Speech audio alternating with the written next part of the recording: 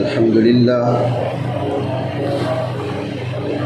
لله الذي أنزل على عبده الكتاب ولم يجعل له عوجا تبارك الذي جعل في السماء بروجا وجعل فيها سراجا وقمرا منيرا وأشهد أن لا إله إلا الله وحده لا شريك له وأشهد أن سيدنا ومولانا محمدا عبده ورسوله أما بعد فأعوذ بالله من الشيطان الرجيم بسم الله الرحمن الرحيم فإن آمنوا بمثل ما آمنتم به فقد اهتدوا وإن تولوا فإنما هم في شقاق فسيكفيكهم الله وهو السميع العليم صدق الله مولانا العظيم مولاي صل وسلم دائما أبدا على حبيبك خير الخلق كلهم. قابل احترام بزرگ اور عزیز دوستوں، گزشتہ جمعہ داماد پیغمبر خلیفہ ثالث سیدنا حضرت عثمان رضی اللہ تعالیٰ عنہ کی سیرت کے حوالے سے چند جھلکیاں آپ کی خدمت میں پیش کی تھیں. چونکہ اسی مہینے کی 18 تاریخ کو ان کی مظلومانہ شہادت ہوئی ہے اور تاریخ انسانی میں اور تاریخ اسلامی میں اگر دیکھا جائے تو انتہائی ظلم کرتے ہوئے اگر کسی کو شہید کیا گیا ہے تو حضرت سیدنا عثمان رضی اللہ تعالیٰ کی ذات ہے. لیکن ان کی شہادت کا واقعہ کیوں پیش آیا، یہ سب کیسے ہوا، اس کے پیچھے مقاصد کیا تھے، تو اس کے لیے تھوڑا سا اس کا پس منظر جاننا ضروری ہوتا ہے. مختصر وقت میں مختصر سی بات ہی ہو سکتی ہے. نبی اکرم صلی اللہ علیہ وسلم جب ختم نبوت کا تاج پہن کر دنیا کے سامنے تشریف لائے اور اللہ رب العزت نے انسانیت کو مخاطب فرمایا، قرآن حکیم کے ذریعے سے یعنی وحی کا نزول شروع ہوا، تو اس وقت پیغمبر اسلام صلی اللہ علیہ وسلم کے سامنے 3 قوتیں تھیں مذہبی لحاظ سے. ایک مشرکین جو کہ مضبوط طاقت تھی مکہ مکرمہ میں اور عرب کی سرزمین پر، دوسرا مقابلے میں یہودیت تھی جو ہجرت کے بعد سامنے آئے، اور تیسرا مذہبی گروہ اس وقت وہ عیسائیت کا تھا، لیکن وہ قلیل تعداد میں اور کمزور حیثیت میں تھے. مشرکین مقابلہ کرتے، ڈٹ کر کرتے تھے، سینہ تان کر سامنے آیا کرتے تھے. بدر میں دیکھ لیں، احد میں دیکھ لیں، حنین میں دیکھ لیں، مکی زندگی میں صحابہ کرام پر ظلم و ستم دیکھ لیں. جبکہ یہودی پس پردہ رہتے ہوئے سازشیں کیا کرتے تھے اور شروع سے ہی ان کا مزاج یہ رہا ہے. مشرکین مکہ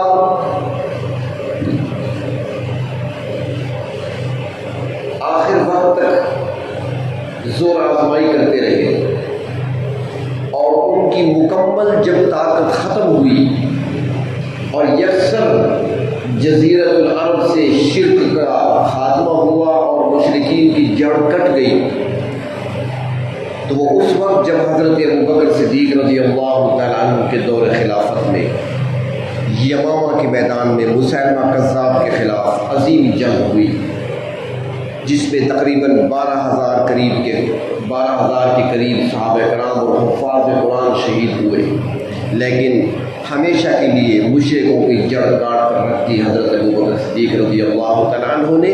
اس کے بعد آج تک جزیرۃ العرب میں کوئی مشرک نہ پیدا ہوا نہ سر اٹھا سکا۔ یہودیت مدینہ منورہ میں تھے، ان کے 3 قبائل تھے یہودیوں کے، قینقاع، بنو نذیر اور بنی قریظہ۔ 2 قبائل کو تو ان کی سازشوں کی وجہ سے، شرارتوں کی وجہ سے، شیطانیوں کی وجہ سے نکال دیا گیا تھا مدینہ منورہ سے، اور ایک قبیلے کو سزا دی گئی، اور جب انہوں نے اپنا حکم مقرر خود کیا، حضرت سعد بن معاذ رضی اللہ تعالیٰ عنہ کہ جو فیصلہ ہمارے حق میں کریں گے ہمیں منظور و قبول ہوگا، یہ ہمارے حلیف ہے۔ جب حضرت سعد کو انہوں نے حکم تسلیم کر لیا تو اللہ کے رسول صلی اللہ علیہ وسلم نے فرمایا کہ سعد اب فیصلہ تم کرو۔ تو حضرت سعد نے کہا کہ فیصلہ میں کروں گا، میں ان کا حلیف ہوں، لیکن فیصلہ میں ان کی کتاب تورات کے مطابق کروں گا۔ انہوں نے تورات کے مطابق فیصلہ کیا کہ ان کے جوانوں کو، مردوں کو جو لڑنے کے قابل ہیں ان کو قتل کر دیا جائے، ان کے بچوں اور عورتوں کو لوڈیا اور غلام بنا دیا جائے، اور اسی پر عمل کیا گیا۔ یہ خیبر جا پہنچے، وہاں بھی سازشوں سے باز نہیں آئے، تو پھر حضرت عمر فاروق رضی اللہ تعالیٰ عنہ نے اپنے دور خلافت میں یہودیت کو جزیرۃ العرب سے نکال باہر کیا۔ اس کے بعد جزیرۃ العرب میں کوئی یہودی باقی نہیں بچا۔ ایک سوال یہ پیدا ہوتا ہے کہ یہودیوں کو اتنی دشمنی اسلام سے کیوں؟ تو پہلی بات یہ سمجھیں کہ سب سے بڑی چیز تو وہ ہے جو قرآن حکیم نے بیان کیا، حسدا من انفسہم، ان کے اندر حسد پایا جا رہا تھا، اور وہ اس لیے کہ اللہ رب العزت نے ان کو ایک مقام دیا، بنی اسرائیل کو۔ قرآن پاک میں جا بجا اللہ تعالیٰ بتاتے ہیں، ان کو یاد دہانی کراتے ہیں، یا بنی اسرائیل اذکروا نعمتی التي انعمت علیکم وانی فضلتکم علی العالمین۔ کئی مقامات پر یا بنی اسرائیل، یا بنی اسرائیل، یاد کرو میں نے تم پر یہ انعام کیا، یہ انعام کیا، یہ انعام کیا۔ تو ان پر انعامات کی بارش ہوتی رہی، اور سب سے بڑھ کر انعام یہ کہ بنی اسرائیل اللہ کے نبی کی اولاد ہیں، حضرت یعقوب علیہ السلام کی اولاد ہیں، اور پھر اللہ رب العزت نے ان کے اندر سلسلہ نبوت کا شروع فرمایا۔ اور حدیث شریف میں آتا ہے، بخاری شریف میں حدیث ہے، اللہ کے محبوب صلی اللہ علیہ وسلم فرماتی ہیں کہ بنی اسرائیل وہ قوم ہے کہ تسوسہم الانبیاء، جن کی سیاست، جن کی قیادت ان کے انبیاء کے پاس تھی۔ جب ایک نبی فوت ہو جاتا اس کے بعد دوسرا نبی آ جاتا تھا، اس کا جانشین کے طور پر دوسرے نبی آ جاتے تھے۔ حضرت موسیٰ علیہ السلام تشریف لے گئے تو یوشع بن نون آ گئے، وہ گئے تو پھر اللہ نے اور نبی بھیج دیے۔ اس طرح پے در پے نبی آتے رہے، سلسلہ کبھی منقطع نہیں ہوا، اور تقریباً 4-4.5 ہزار انبیاء علیہ السلام اللہ تبارک و تعالیٰ نے بنی اسرائیل میں بھیجے۔ نبی اکرم صلی اللہ علیہ وسلم کی آمد کی خوشخبری اور بشارتیں تورات میں موجود تھی، انجیل کے اندر موجود تھی۔ وہ جانتے تھے اللہ کے آخری پیغمبر تشریف لانے والے ہیں، وہ انتظار میں تھے، مشرکین سے کہا کرتے تھے جب آخری نبی آئیں گے ان کے ساتھ مل کر ہم تمہارا مقابلہ کریں گے۔ لیکن جب وہ تشریف لائے تو وہ بجائے بنی اسرائیل میں آنے کے بنی اسماعیل میں آ گئے۔ اللہ تعالیٰ نے بنی اسرائیل سے وہ سیادت، وہ قیادت، وہ شرافت لے کر بنی اسماعیل کو دے دی۔ حالانکہ اسماعیل علیہ السلام بھی تو حضرت ابراہیم کی اولاد میں سے، ان کے بیٹے ہیں، حضرت یعقوب بھی حضرت ابراہیم علیہ السلام کے پوتے ہیں، لیکن ان کے دلوں میں حسد پیدا ہوا کہ وہ آخری پیغمبر ہم میں کیوں نہیں آئے، ان میں کیوں آ گئے۔ یہ بڑا حسد تھا جو ان کے دلوں کے اندر تھا۔ سب سے پہلے اسلام دشمنی کا سبب یہ حسد بنا ہے۔ اور پھر جب ان کو جزیرۃ العرب سے نکالا گیا، پہلے تو مدینہ سے نکالے گئے، پھر خیبر سے نکالے گئے، جزیرۃ العرب ان سے پاک کر دیا گیا، تو پھر مزید انتقام کی آگ بھی ان کے اندر بھڑک اٹھی۔ تو اب وہ سازشوں میں لگے رہے تھے. وہ سمجھتے تھے کہ ہم تلوار سے مقابلہ اسلام کا اور اہل اسلام کا نہیں کر سکتے، کیونکہ اس سے قبل سن 70 یعنی کہ نبی اکرم صلی اللہ علیہ وسلم کی نبوت سے پہلے کچھ عرصہ قبل ان کو فلسطین کی سرزمین سے بے دخل کر دیا گیا تھا یہود کو، اور ان کو وہاں پر اچھی خاصی مار پڑی تھی. ان کا قتل عام کیا گیا تھا. جو باقی بچے تھے ان کو نکال دیا گیا تھا. کسی نے ایران میں جا کر پناہ لی، اور کسی نے قبرص میں جا کر پناہ لی، اور کسی نے یورپ کے کسی ملک میں جا کر پناہ لی. تو یہ پھیل گئے تھے. اب ان کی قوت منتشر تھی. وہ یکجا بحیثیت قوم کے موجود نہیں تھے کہ مقابلہ کرتے، لیکن ان کے اندر سازشی ذہن تھا. وہ سازش کے ذریعے اسلام کو اور اہل اسلام کو کمزور کرنا چاہتے تھے، اور وہ حسد کی آگ میں جل رہے تھے کہ اسلام روز بروز ترقی کر رہا ہے، پھیلتا چلا جا رہا ہے، پھیلتا چلا جا رہا ہے. اور یہ سازش، یہ تجربہ وہ پہلے کر چکے تھے. عیسائیوں کے ساتھ وہ یہ سازش کر چکے تھے. حضرت عیسیٰ علیہ السلام کے آسمانوں پر اٹھائے جانے کے کچھ عرصے کے بعد ایک یہودی سینٹ پال کے نام سے آیا، اور اس نے بظاہر اپنے آپ کو عیسائی ظاہر کیا، اور اس نے بتایا کہ مجھے عیسیٰ علیہ السلام سے میری ملاقات ہوئی ہے، میں ان سے ملا ہوں، اور میں براہ راست ان کے ہاتھ پر میں نے بیعت کی ہے، میں ان کا براہ راست شاگرد ہوں. اور پھر اس نے ایسی چال چلی کہ عیسائیوں کو عیسائیت سے ہٹا کر شرک کے راستے پر ڈال دیا، عقیدہ توحید کو عقیدہ تثلیث میں تبدیل کر دیا. ایک کے بجائے 3 خدا بنوا لیے عیسائیوں سے. یہ سارا کارنامہ اس کا ہے، سینٹ پال کا ہے، یہودی تھا. تو یہاں بھی انہوں نے یہ طریقہ اختیار کرنا شروع کر دیا کہ اب کسی طریقے سے مسلمانوں کے اندر مذہبی اختلاف پیدا کیا جائے، اور مذہبی اختلاف اس انداز سے پیدا کیا جائے تاکہ ان کو پتہ بھی نہ چلے اور کام بھی بن جائے. تو ایک یہودی عبداللہ بن سبا کے نام سے، اس نے بظاہر کلمہ پڑھا، اپنے آپ کو مسلمان ظاہر کیا.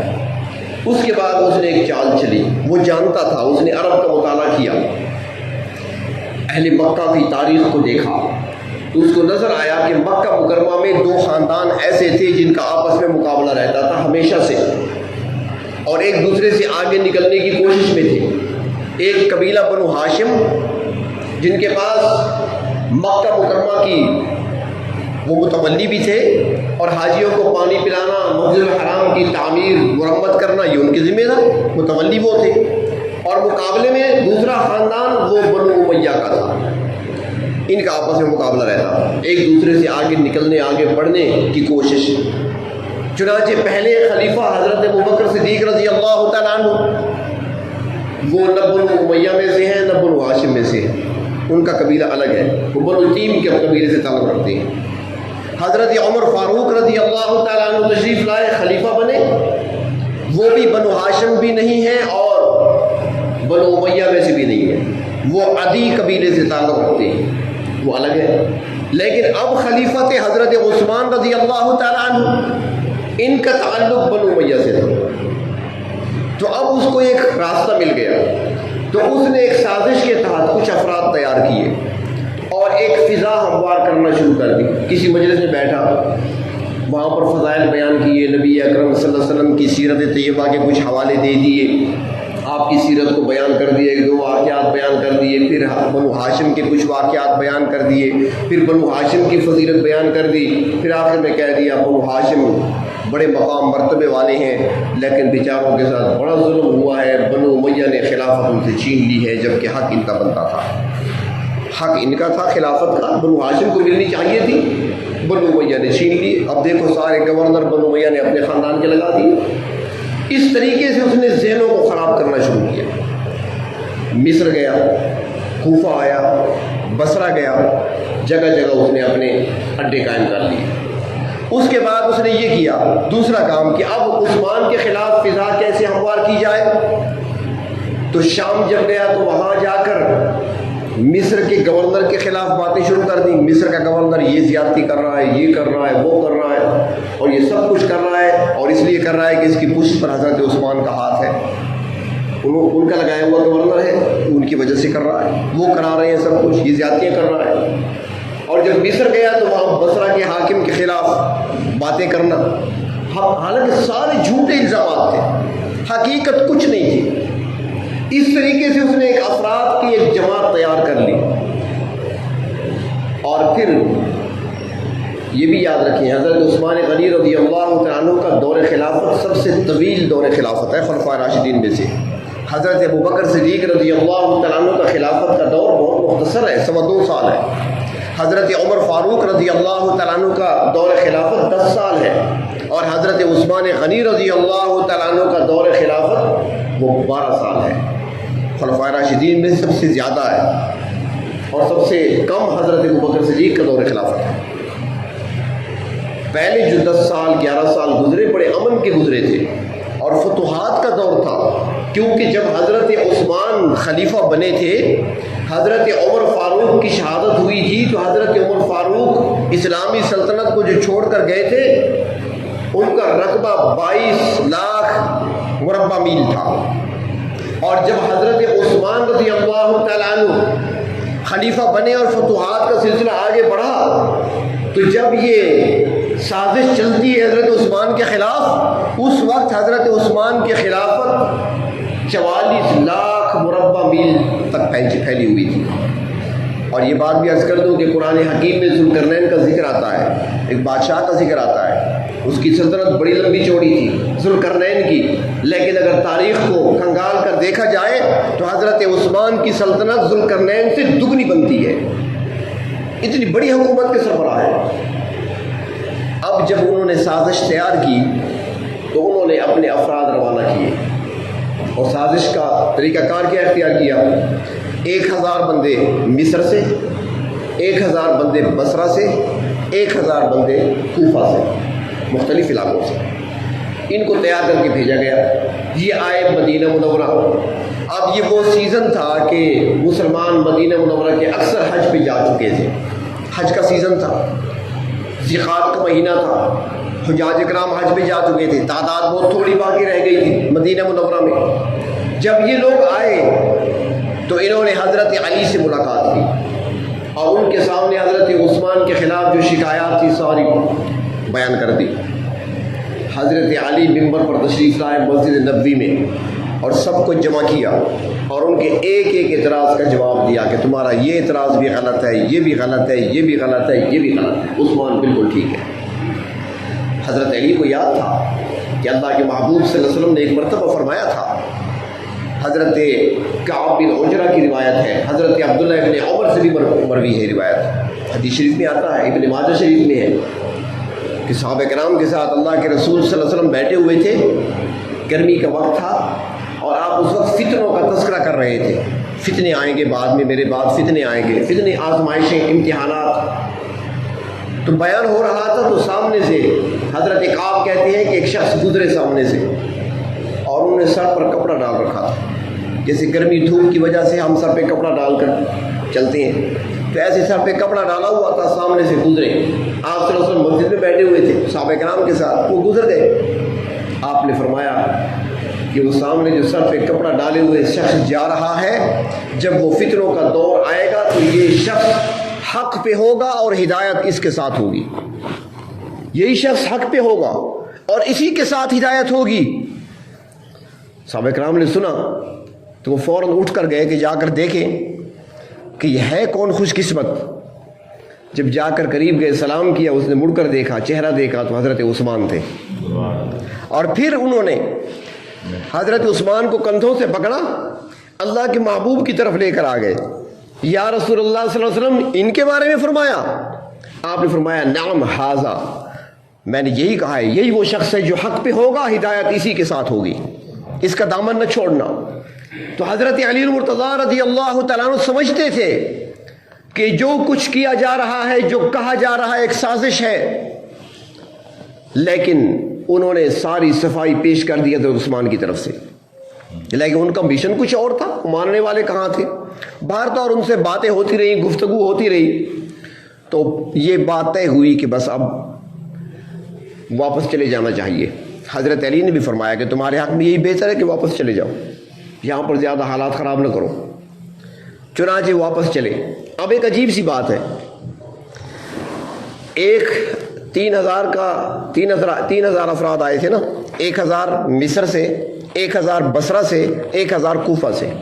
اب مصر کی طرف راستہ یہ جاتا ہے، یوں سمجھے قریشی موڑ کی طرف سے، اور بصرہ کی طرف راستہ جاتا ہے پہاڑپور کی طرف سے، اور کوفہ کی طرف راستہ جاتا ہے ٹانک روڈ کی طرف سے۔ اب یہ مختلف راستے ہیں نا، آپس میں کوئی جوڑ تو نہیں ہے، نہ اس زمانے موبائل فون تھے، نہ کوئی ٹیلی گرام کا سسٹم تھا، نہ کوئی اور رابطے کا ذریعہ۔ اب یہ تینوں قافلے روانہ ہو گئے واپس، 2 دن گزر گئے، تیسرے دن تینوں قافلے واپس اکٹھے آ گئے۔ وہ تینوں حضرات، تینوں جماعتیں، تینوں گروہ اکٹھے آ گئے، اور آ کر کیا کہا کہ بھئی ہم جا رہے تھے مصر کی طرف، ایک شخص کو ہم نے دیکھا جو تیز رفتار سواری پہ جا رہا تھا، تو ہم نے اسے پکڑا، اور اس کے بعد سے ہم نے خط برآمد کر لیا۔ خط حضرت عثمان نے لکھا تھا مصر کے گورنر کو کہ یہ 1000 مصری جب واپس پہنچے سب کو قتل کر دینا، لہٰذا یہ خط ہمارے خلاف لکھا ہے، ہمیں قتل کرنا چاہتے ہیں، اب تو ہم نہیں جائیں گے، واپس نہیں جائیں گے جب تک عثمان کو شہید نہیں کریں گے۔ حضرت علی نے فرمایا، علی ہیں،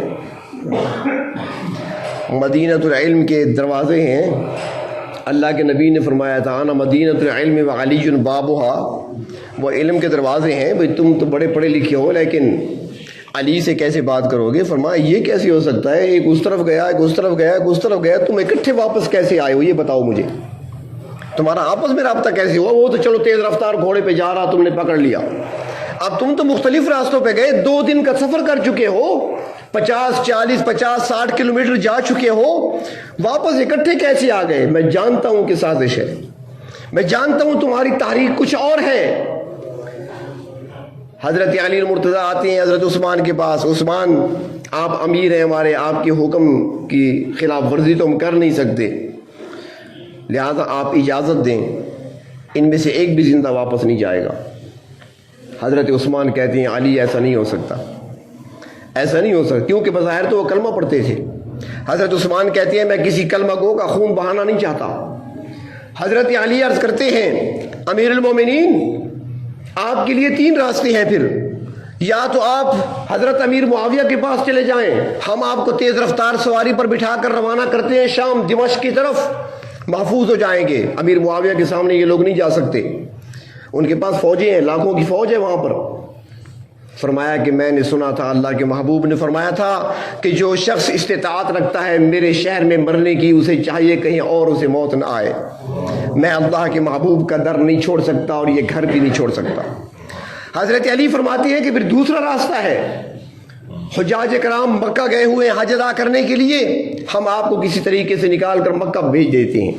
فرمایا مکہ سے ہجرت کر کے مدینہ آیا تھا، مدینہ سے پھر مکہ چلا جاؤں، وہاں سے میں مہاجر بن کے آیا ہوں، واپس نہیں جانا چاہتا، اور دوسری بات یہ ہے کہ وہ تو مقدس گھر ہے اللہ کا، میں نہیں چاہتا کہ وہاں پہ حالات خراب ہوں اور کسی کا خون بہے۔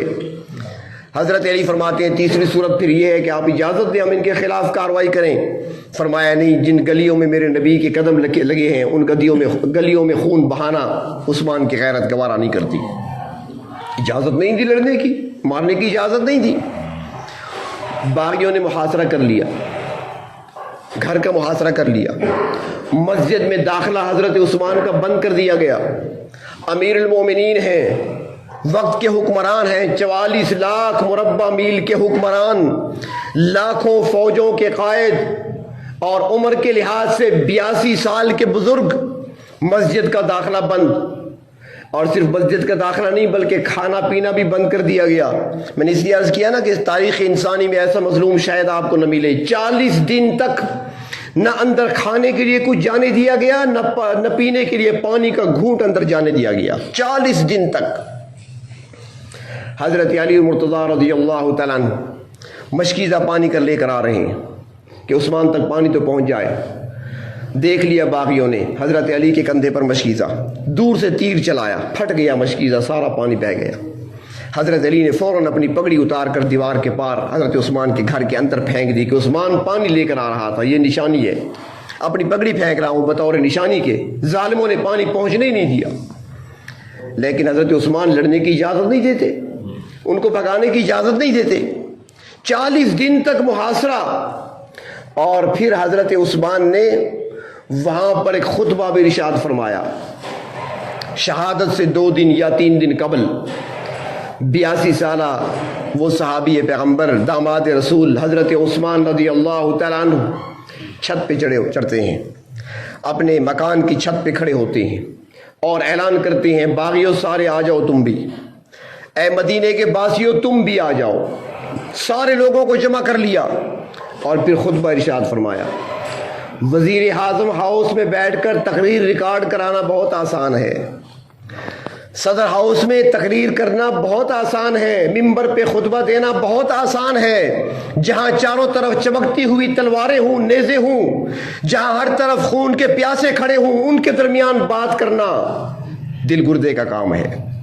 حضرت عثمان ان سے مخاطب ہیں، لوگوں میں چند باتیں آپ سے پوچھنا چاہتا ہوں، جواب چاہیے مجھے، اور تمہیں میں قسم دے کر پوچھتا ہوں کہ میری ہر بات کا جواب تم نے درست دینا ہے۔ فرمایا لوگوں مجھے بتاؤ، جب ہجرت کر کے اللہ کے رسول صلی اللہ علیہ وسلم اپنے صحابہ کے ساتھ مکہ سے مدینہ پہنچے تھے اور یہاں پر پینے کے لیے میٹھا اور ٹھنڈا پانی موجود نہیں تھا، میں تم سے پوچھتا ہوں وہ کون تھا جس نے بئر روما یہودی سے قیمتاً خرید کر کے امت کے لیے وقف کیا تھا؟ سب نے انگلی اٹھائی، عثمان انتا، عثمان وہ تو آپ تھے۔ فرمایا ظالموں، اس کنویں کا ایک گھونٹ پانی مجھے پینے کے لیے نہیں دیتے؟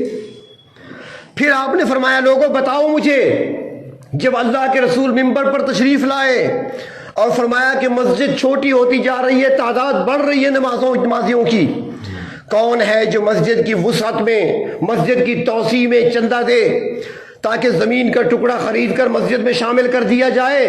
میں محمد جنت کی ضمانت دیتا ہوں۔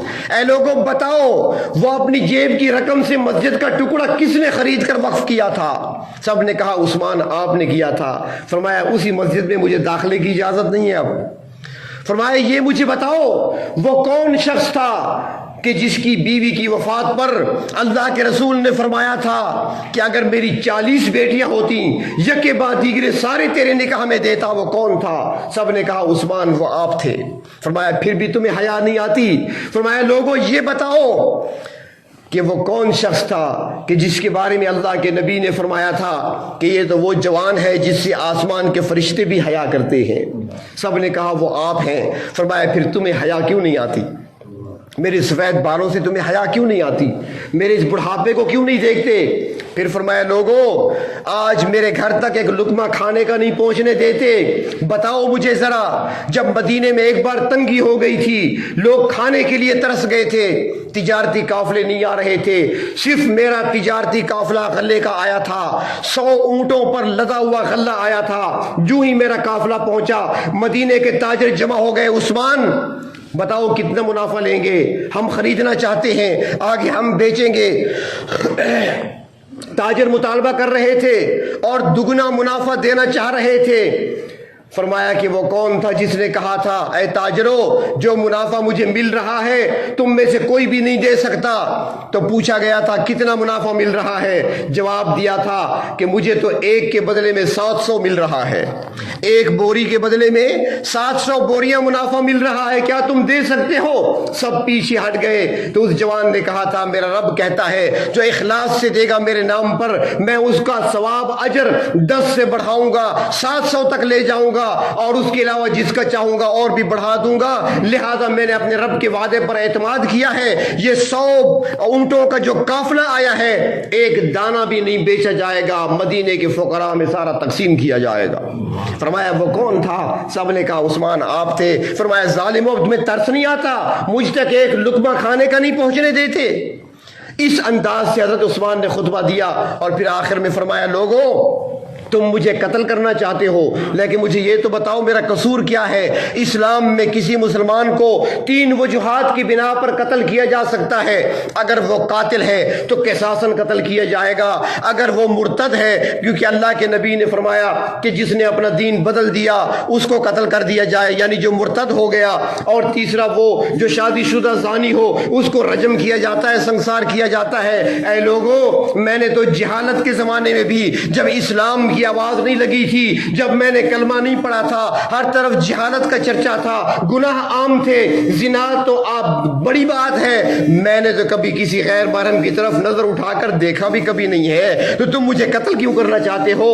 انسان کا قتل کرنا تو دور کی بات ہے, میں نے تو کبھی کسی چیونٹی کو قتل نہیں کیا, مجھے کیوں قتل کرنا چاہتے ہو؟ اور تم تیسری بات جس پر قتل کیا جا سکتا ہے وہ دین کا چھوڑنا ہے. میں کل بھی مسلمان تھا, میں آج بھی مسلمان ہوں, میں اس وقت بھی کلمہ شہادت پڑھتا تھا, میں آج بھی کلمہ شہادت پڑھتا ہوں, لہذا میرے خون سے اپنے ہاتھوں کو رنگین کیوں کرنا چاہتے ہو؟ فرماتی ہیں حضرت عثمان نے ایسا خطبہ دیا کہ وہاں پر پتھر بھی پانی ہو جاتے, لیکن باغیوں پہ اس کا بھی کوئی اثر نہیں ہوا. ان کی آواز ایک ہی تھی کہ ہم نے آپ کا خون ہی لینا ہے, ہم نے آپ کو شہید ہی کرنا ہے, قتل ہی کرنا ہے. اس کے بعد 40 دن کے بعد, یہاں پر یہ بھی عرض کروں کہ دروازے کی طرف سے حضرت عثمان کے مکان کا جو دروازہ تھا اس طرف سے باغی اندر داخل نہیں ہو سکتے تھے, اس لیے کہ وہاں پر 2 شیر کھڑے ہوئے تھے, حضرت حسن اور حضرت حسین رضی اللہ تعالی عنہما. حضرت علی نے دونوں کو کھڑا کیا تھا کہ یہاں ٹھہرے رہو, دن رات پہرا دو تاکہ کوئی باغی اندر گھس کر عثمان کو نقصان نہ پہنچائے. حضرت حسن حضرت حسین دونوں پہرا دے رہے تھے, اور آئے باغی, اور یہ بھی عرض کروں کہ ایسے شیر کھڑے تھے کہ باغی گو کے تعداد میں زیادہ تھے, لیکن ان شیروں کو ہٹا کر دروازے سے داخل نہیں ہو سکے, ان کو ہٹا نہیں سکے. دیوار کی پچھلی, مکان کی پچھلی طرف سے دیوار پھاند کر اندر داخل ہوئے, اور اس وقت حضرت عثمان قرآن پاک کی تلاوت میں مشغول تھے. اس سے قبل, اس سے کچھ دیر پہلے حضرت عثمان نے تھوڑی دیر کے لیے قیلولہ کیا تھا, آرام کیا تھا. 40 دن کی پیاس مذاق نہیں ہے. ایک روزہ رکھ کر آپ دیکھ لیں, ایک دن کا روزہ چند گھنٹے کا ہوتا ہے, کیا حال ہوتا ہے. 40 دن نہ پانی پیا ہے نہ کچھ کھایا ہے. کسی نے پوچھا تھا عثمان گزارا کیسے ہوتا ہے؟ فرمایا بھوک لگتی ہے تو قرآن کھولتا ہوں, بھوک مٹ جاتی ہے. پیاس لگتی ہے تو قرآن کھولتا ہوں, پیاس مٹ جاتی ہے. تو کچھ دیر پہلے دوپہر کے وقت انہوں نے قیلولہ کیا, کچھ دیر آرام کیا, اور جب بیدار ہوئے تو مسکراتے ہوئے اور اپنی زوجوں کو آواز دی, نائلہ میں نے جو پاجامہ سلوایا تھا وہ لے آؤ. عرب کے لوگ پاجامہ نہیں پہنتے تھے, ایک تو کرتا لمبا ہوتا تھا, قمیض لمبی ہوتی تھی, اور دوسرا وہ تہبند کا استعمال کیا کرتے تھے. نبی اکرم صلی اللہ علیہ وسلم نے خود بھی تہبند کا استعمال فرمایا ہے, اور شلوار کو آپ صلی اللہ علیہ وسلم نے پسند فرمایا ہے, پاجامے کو پسند فرمایا آپ نے. تو حضرت عثمان کے پاس ایک پاجامہ پڑا تھا, فرمایا نائلہ وہ پاجامہ لے کر آؤ, لگتا ہے کہ آج تیاری ہے. نائلہ کہتی ہیں وہ کیسے؟ فرمایا ابھی میری آنکھ لگی, جب آنکھ لگی تو میں نے دیکھا اللہ کے محبوب تشریف فرما ہے, ساتھ ابو بکر عمر بیٹھے ہیں, اور اللہ کے رسول نے فرمایا عثمان ہم دسترخوان لگائے تیرے انتظار میں بیٹھے ہیں, افطار ہمارے ساتھ کرنا. کیونکہ مسلسل روزے رکھ رہے تھے نا, کھانے کو تو کچھ نہیں تھا, پینے کو بھی نہیں تھا, بس نمک چکھ لیا, روزہ رکھ لیا, نمک پہ افطار کر لیا, تو روزے کی حالت میں تھی. اللہ کے محبوب نے فرمایا کہ افطاری ہمارے ساتھ کرنی ہے. تو فرماتے ہیں نائلہ مجھے لگتا ہے کہ بس انتظار میرا دسترخوان پہ ہو رہا ہے تو بس جانا ہے. فرمایا پاجامے کا کیا کرو گے؟ فرمایا نائلہ ساری زندگی حیا کی حالت میں گزاری ہے, جب ظالم مجھے قتل کریں گے ہو سکتا ہے کہ میرا جسم اچھلے اور کہیں میرا سطر نہ کھل جائے, اس لیے پاجامہ پہننا چاہتا ہوں. پاجامہ پہنا, قرآن پاک کی تلاوت کرنے بیٹھ گئے. ظالم آئے دیوار پھلانگ کر, ان میں سے ایک نے حضرت عثمان کو گرایا, داڑھی پکڑی ایک ہاتھ سے, دوسرے ہاتھ سے تھپڑ مارا ان کے چہرے پر. 82 سال کے بزرگ صحابی رسول ہیں, جو ہی تھپڑ مارا حضرت نائلہ نے اسی وقت 3 جملے کہے کہ اللہ تیرے ہاتھ کو شل کر دے, اللہ تجھے اندھا کر دے, اللہ تیری بخشش کبھی نہ کرے. 3 بددعائیں دی. حضرت علامہ ابن سیرین, محمد بن سیرین رحمۃ اللہ علیہ, بہت بڑی شخصیت گزرے ہیں. اللہ تبارک و تعالیٰ نے ان کو جہاں دوسرے علوم سے نوازا تھا وہاں خوابوں کی تعبیر کا علم بھی عطا فرمایا تھا. آج بھی ان کے خوابوں کی تعبیر سے علماء استفادہ کرتے ہیں. تو حضرت علامہ محمد بن سیرین رحمۃ اللہ علیہ فرماتے ہیں کہ میں ایک مرتبہ حج کے لیے گیا, بیت اللہ کا طواف کر رہا تھا, تو میں نے دیکھا ایک شخص بیت اللہ کا طواف کرتے ہوئے کہہ رہا تھا کہ اے میرے پروردگار مجھے معاف کر دے, اور مجھے یقین ہے کہ تو مجھے معاف نہیں کرے گا۔ وہ کہتے ہیں بڑا عجیب جملہ تھا، اللہ کے بارے میں یہ گمان رکھنا۔ طواف مکمل کیا، اس شخص کو پکڑ لیا، جب پکڑا تو دیکھا اس کی آنکھیں بھی نہیں تھیں۔ اس سے پوچھا کیا ماجرا ہے، ایسی دعا کر رہا ہے تو یہ دعا کیا ہے، بد دعا ہے یا دعا ہے؟ وہ جواب میں کہتا ہے کہ آپ کو نہیں معلوم میں کون ظالم ہوں، میں وہ ظالم ہوں جس نے حضرت عثمان کی داڑھی پکڑی تھی اور ان کے منہ پہ تھپڑ مارا تھا، اور اس وقت حضرت نائلہ نے 3 بد دعائیں دی تھیں کہ اللہ کرے تیرا ہاتھ شل ہو جائے۔ اسی وقت اسی لمحے میرا ہاتھ لکڑی کی طرح سوکھ گیا، آج تک سوکھا ہوا ہے۔ دوسری بد دعا دی تھی اللہ تجھے اندھا کر دے، تو چند ہی دنوں کے بعد میں اندھا بھی ہو گیا۔ 2 بد دعائیں مجھے لگ چکی ہیں۔ تیسری بد دعا دی تھی کہ اللہ تیری مغفرت کبھی نہ کرے۔ اب مجھے یقین ہے کہ وہ تیسری بد دعا بھی مجھے ضرور لگے گی، کیونکہ میں نے ظلم کیا تھا ایک مظلوم پر۔ اس کے بعد ایک اور شخص آتا ہے، وہ حضرت عثمان رضی اللہ تعالیٰ عنہ پر تلوار کو وار کرتا ہے۔ حضرت نائلہ بچانے کے لیے اپنا ہاتھ آگے کرتی ہیں تو ان کی انگلیاں کٹ جاتی ہیں۔ اس کے بعد وہ دوسرا وار کرتا ہے، حضرت عثمان کا ہاتھ کاٹ دیتا ہے۔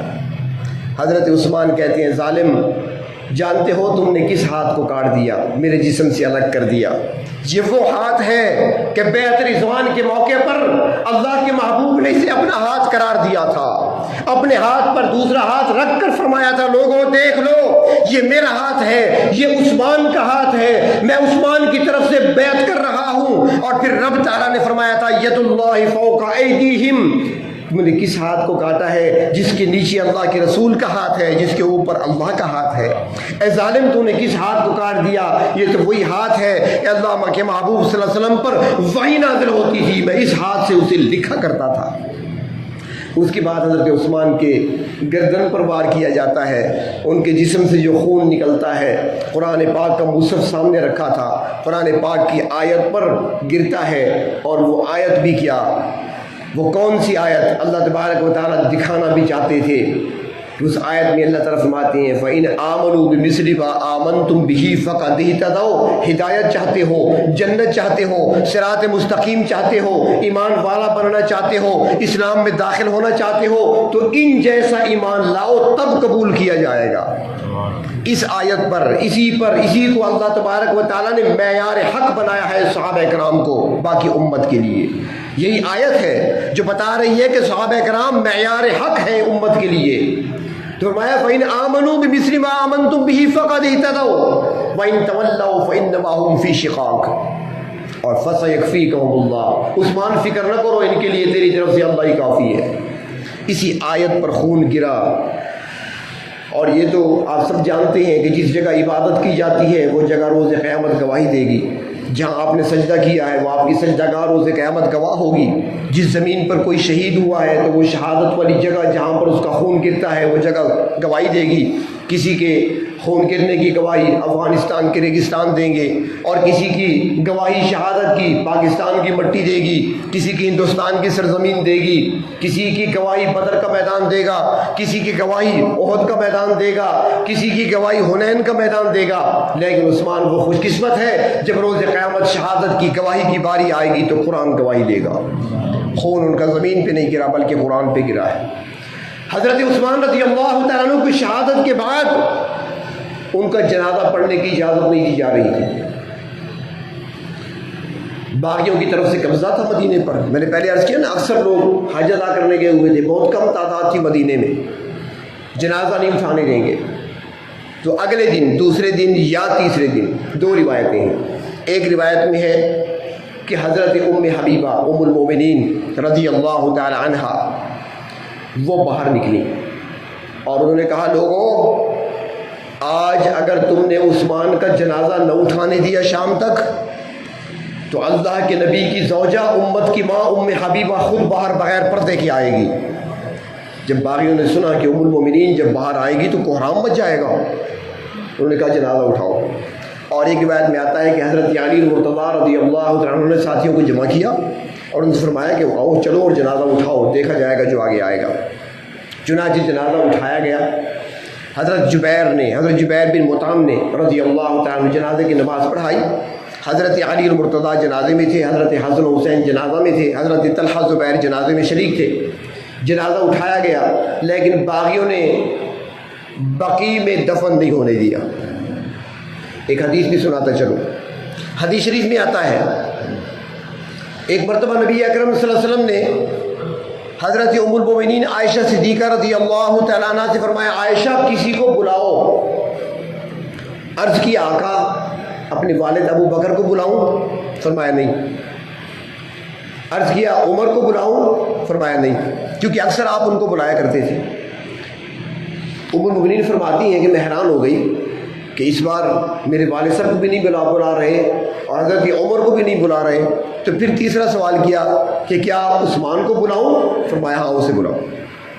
چنانچہ حضرت عثمان کو بلایا، وہ آ گئے اللہ کے رسول کی خدمت میں، تو آپ صلی اللہ علیہ وسلم نے حضرت عثمان سے فرمایا، عثمان ایک وقت آئے گا اللہ کی طرف سے تمہیں ایک قمیص پہنائی جائے گی، لوگ چاہیں گے کہ وہ قمیص تم سے اتار لیں، خیال کرنا اتارنا نہیں ہے، یہاں تک کہ ہمارے پاس چلے آنا۔